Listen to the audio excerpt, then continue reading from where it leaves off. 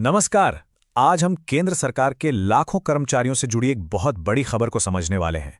बात करेंगे एक ऐसे दोहरे झटके की जिसका सीधा असर उनकी उम्मीदों और उनकी जेब पर पड़ा है। ये सब शुरू हुआ सरकार के महंगाई भत्ते पर लिए गए एक अहम फैसले से। तो देखिए, ये पूरी कहानी शुरू होती है एक बहुत बड़ी उम्मीद से।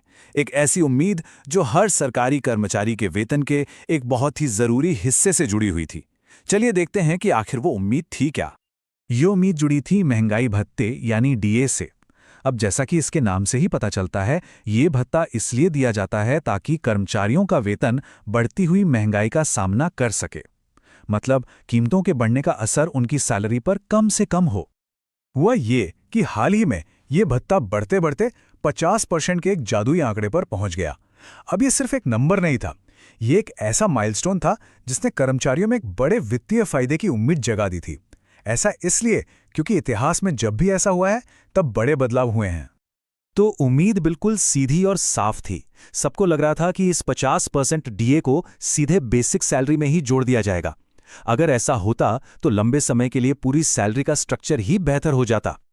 अब इतनी बड़ी उम्मीद के बाद सबकी नजरें टिकी थी सरकार पर, और सवाल सिर्फ एक ही था, क्या सरकार वाकई इस 50% डीए को बेसिक सैलरी के साथ मर्ज करेगी?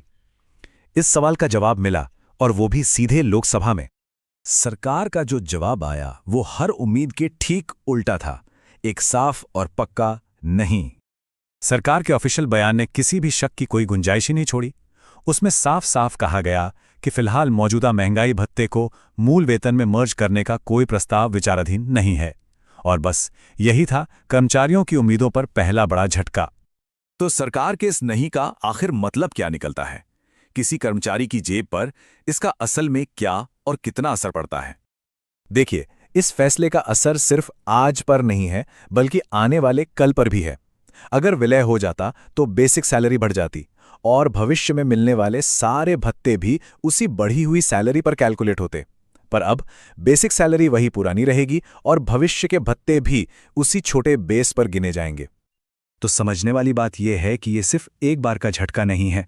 असल में ये कर्मचारियों के लिए एक बहुत बड़ा और लंबे समय तक चलने वाला वित्तीय नुकसान है। लेकिन कहानी यहीं खत्म नहीं होती। इस एक फैसले का असर आगे आने वाली वेतन समीक्षा पर भी पड़ना तय है। एक तरह का डोमिनो इफेक्ट।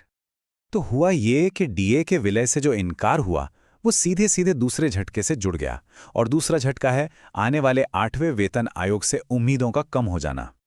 क्योंकि विलय न होने से बेसिक सैलरी तो बढ़ी नहीं, इसलिए अब जो अगला वेतन आयोग बैठेगा उससे भी किसी बहुत बड़ी वेतन वृद्धि की उम्मीद काफी कम हो गई है। पहले के मुकाबले अब बढ़ोतरी कम होने के आसार हैं।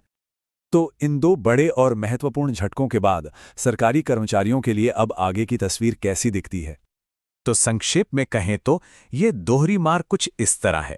पहला, डीए विलय ना होने से तुरंत और लंबे समय के लिए आर्थिक नुकसान, और दूसरा, भविष्य में 8वें वेतन आयोग से भी अच्छी सैलरी हाइक की उम्मीदों का लगभग खत्म हो जाना। इन सब के बाद अब ये एक बहुत बड़ा सवाल खड़ा हो गया है कि भारत में सरकारी कर्मचारियों के वेतन स्ट्रक्चर और उनकी वित्तीय सुरक्षा